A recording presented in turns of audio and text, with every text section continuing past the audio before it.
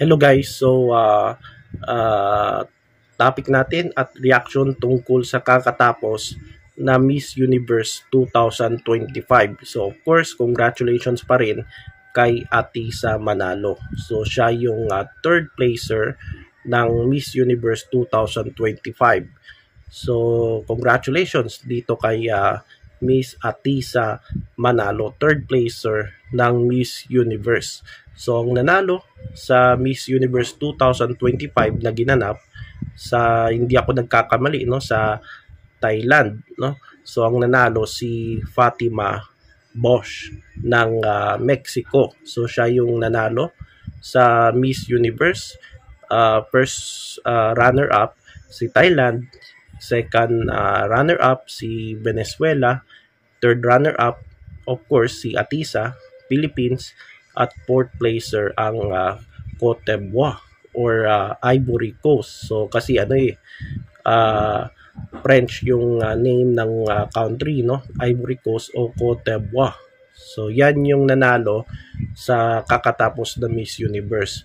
Pero itong this year's na Miss Universe ay nababalot ng kontrobersya, no?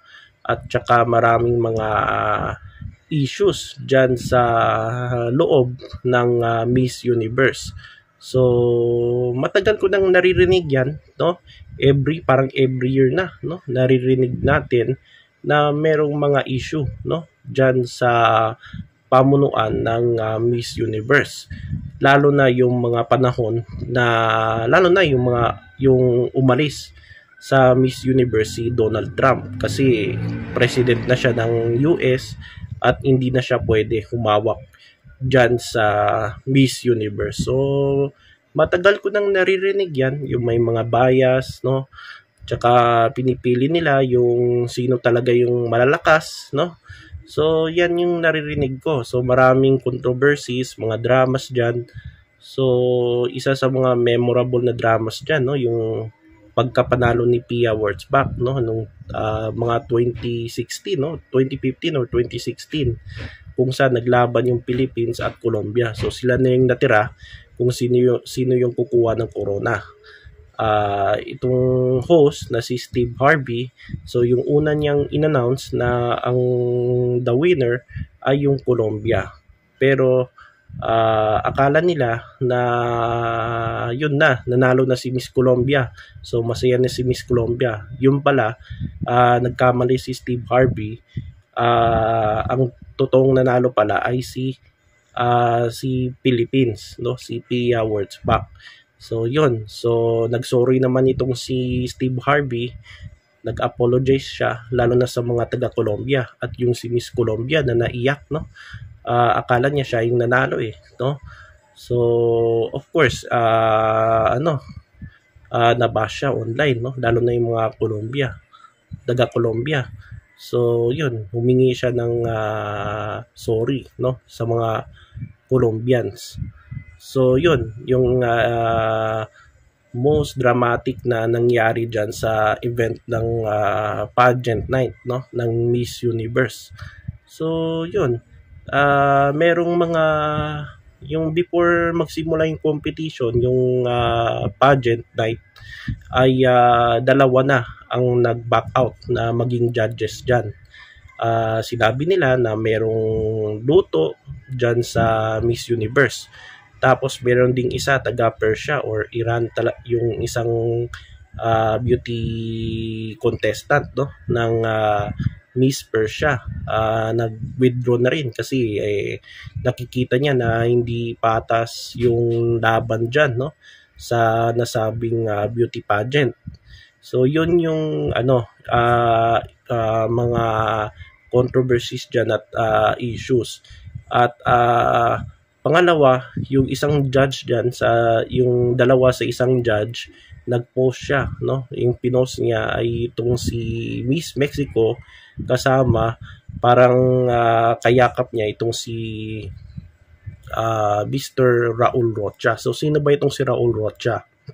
So si Raul Rocha, isang parang Mexican din na businessman at is co-owner ng Miss Universe. So kasama niya diyan sa mga humawak diyan ay hindi ako nagkakamali, taga Thailand. So of course Thailand yung nag-host ng Miss Universe. So kaya nakikita natin dalawa yung naglaban eh. Yung Mexico at saka yung Thailand. So eventually nanalo si Fatima Bosch ng Mexico. So di natin alam kung anong nangyari diyan. So meron din share din ata yun, no, na merong luto dyan sa resulta, no. Ang resulta, meron ako nakita na I don't know kung siya yun, na ang totoong nanalo daw ay si Cote d'Ivoire, no. Tapos parang baliktad eh. First placer si Philippines, second place si Venezuela, third place si Thailand, fourth place si Mexico. So yan yung nakita kong parang binaliktad lang. So ang totoong nanalo daw ay si Cote d'Ivoire. Pero sa actual result, ang nanalo pala ay si Mexico. So tignan natin, no. Kasi merong mga investigations diyan, no. May investiga diyan, no. Mag-iimbestiga yan kung totoong merong luto, no, or cooking na nangyayari diyan sa Miss Universe. So kailangan kasi guys, no, kung meron talagang dayaan, kailangan mo ng mga evidence, no, or mga resibo kung meron bang dayaan na nangyayari, lalo na dyan sa beauty pageant. So sa totoo lang, itong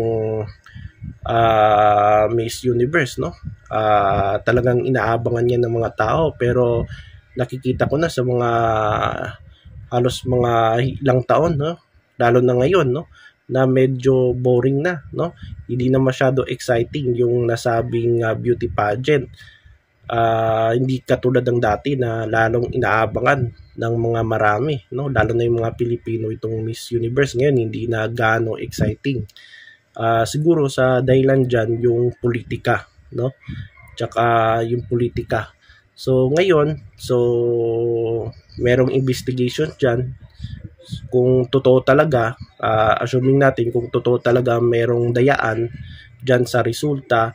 Ang mangyayari dyan, yung nanalo, mababawi na yung kanyang corona at mapupunta sa totoong nanalo. So kung nanalo ba si Cote d'Ivoire, o di kaya si Atisa, si Venezuela ba, or si Thailand. So yan yung mangyayari dyan. So abangan natin kung merong mga investigations dyan.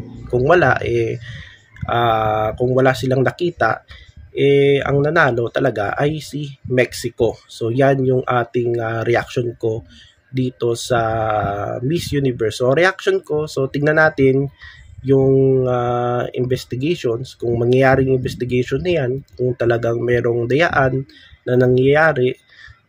Kung meron man, mababawi yung corona ni Miss Mexico at mapupunta sa totoong nanalo. So yan yung dyan, ang reaction ko dyan ko. So congratulations pa rin sa Miss Philippines at sa mga nanalo, lalo na kay Miss Mexico dyan sa Miss Universe.